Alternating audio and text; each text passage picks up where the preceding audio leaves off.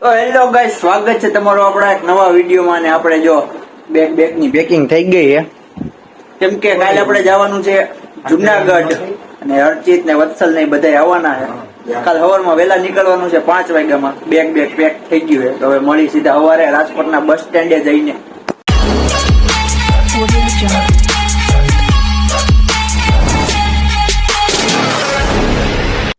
સવારના 5 વાગી ગયા અને હવે આપણે જવાનું છે બસ સ્ટેન્ડે.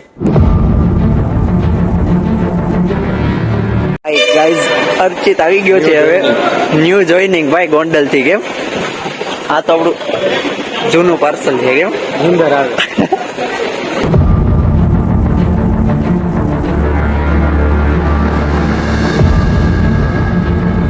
ઓ ગાઈઝ, હવે જુનાગઢમાં આવી ગયા છીએ આપણે, અને જે આપણે જ્યાં રૂમ રાખવાની છે ત્યાં આવી ગયા છીએ. આબા ભગતની જગ્યા કરીને એક છે, ત્યાં રૂમ બુક કરી હતી આપણે.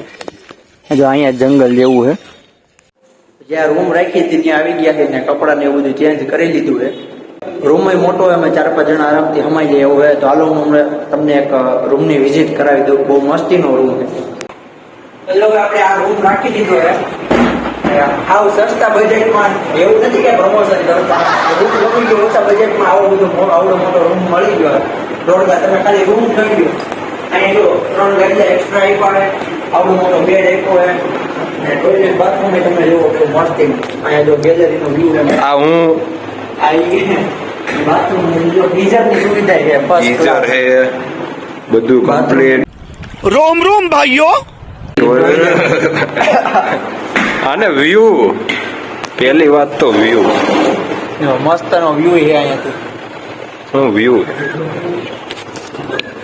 આ જગ્યા એક તમને કહી દઉં કે આંબા ભગતની જગ્યા કરી છે, જે આપણે ગિરનારની પરિક્રમાનો જે ગિરનારની પરિક્રમાનો જે ગેટ છે એનાથી થોડોક અંદર આવો એટલે અહીંયા આગળ જ આવે. હવે કપડાને એવું બદલાવી લીધું હોય ને હવે અહીંથી આપણે સીધું જવાનું છે ચેક આઉટ. વોટરપ્રૂફ બેગ ફૂલ વરસાદની તૈયારીમાં. હવે અહીંથી આપણે જવાનું હોય સીધું ક્યાં ઉપરકોટ રખડવા જવાનું. પછી આગળનો પ્લાન કઈ નક્કી નથી. પેલા પેટ પૂજા કરી લેવો પછી બધું. बहुत मजा आ रहा है यहाँ पे.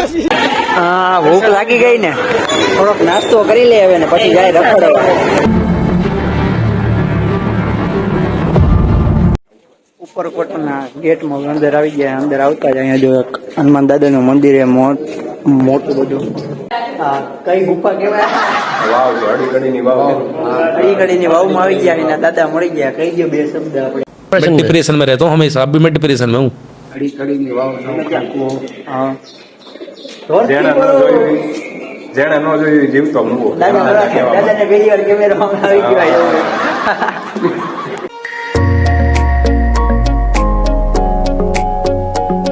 હમણાં અંદર જે વાવમાં ગયા હતા એ એક લશ્કરી વાવ હતી, તમે જોઈ. એમાં કેટલા 1000 થી 2000 સૈનિકો હંતા હતા. એમાં વાવમાંથી બહાર આવ્યા ને પછી થોડાક આગળ આવેલા તો એક જૂનો 1162 વર્ષ જૂનો એક દરવાજો છે, અહીંયા હજી રાખેલો છે કે જૂનો દરવાજો હતો એ.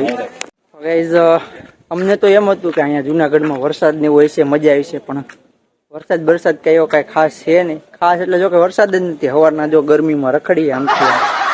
કાલ ગિરનાર ચડવા જવાનું છે, ત્યાં વરસાદ હોય તો સારી વાત છે. તો કાંઈ હવે હાલવાની આળા થાય છે, તો આમ જો સાયકલ લઈ લીધી છે. હવે સાયકલ લઈને રખડવાનું.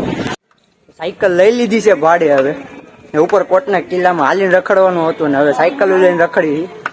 હવે ઓલા બધા ક્યાંક આગળ વયા ગયા છે, ક્યાં વયા ગયા ગોતી હવે સાયકલ લઈને. કોટની અંદર રખડતા એક એવી વસ્તુ મળી છે પ્રાચીન, બહુ જૂની. તમને આમ જોઈને તમને એમ થાય કે ઓહો, આ આટલા વર્ષ જૂની વસ્તુ અહીંયા રાખી છે. मौसम तो ऐसा लग रहा है दिल गार्डन गार्डन हो रहा है. વસ્તુ નીંદરમાં જાગી જાય ને તો આપણે ભાગવું પડશે. કરતા ભાગી જાય યાર. જોરદાર મોર બેઠો તો ના આજો આને હે ને હાળે તે હું વાળીનો થયો ને ઉડાડી દીધો. જો આને વિડીયો બનાવ્યો હે.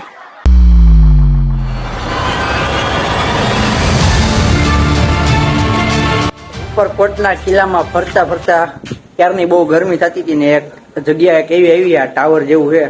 પાછળથી જો આ જુઓ મસ્ત એક ડેમ જેવું છે, પાછળ 2 કુંડ છે, આ બાજુ આખું જુનાગઢ સિટી દેખાય છે. ફૂલ જોરદાર પવન આવે છે. ગરમી થતી હતી બધી ઉડી ગઈ છે. આ જગ્યા બહુ મસ્તીની છે. કઈ જગ્યાએ કઈ કેનો ટાવર છે, કઈ ટાંકી કઈ ખબર નથી શું છે, પણ જગ્યા એક નંબર છે મસ્તી.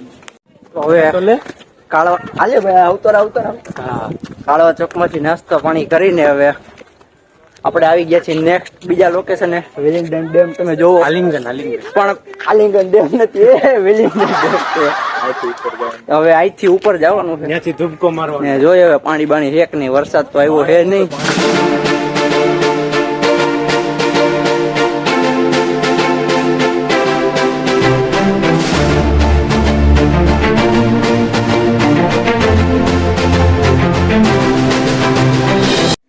રખડીને પાછી ભૂખ લાગી ગઈ છે. જો પાછા નાસ્તો કરવા આવી ગયા પાછા. કેમ જોરથી બોલને તરસ લાગી તરસ. તો ભાઈ એક જગ્યા ગોતતા હવે હાવ જંગલમાં આવી ગયા અને હાવા પથ્થર વાળું છે ને. અહીંયા જો ઉપર એક મસ્તીનો પથ્થર છે મોટો, ત્યાં જવાનું છે. હવે જોઈએ આમાં કેમ ભેગું થાય. એટલા પગથિયા ચડીને ડુંગરા વચ્ચે અંદર જંગલમાં ટ્રેકિંગ કરીને ઉપર આવ્યા. અમને એમ કે કઈ હશે નહીં, પણ એ જે જગ્યા જે જોવા મળી છે તમે જોવો ખાલી નજારો. હા અને ઉપરથી વરસાદ આવી ગયો છે, તમે ખાલી નજારો જોવો. એક નંબર વ્યૂ છે, જોરદાર મજા આવી ગઈ ઉપરથી. અત્યાર સુધી ગરમી થતી હતી, અહીંયા આવ્યા અને વરસાદ આવી ગયો અને બાજુનું લોકેશન ખાલી મજા આવી ગઈ, દિલ ખુશ થઈ.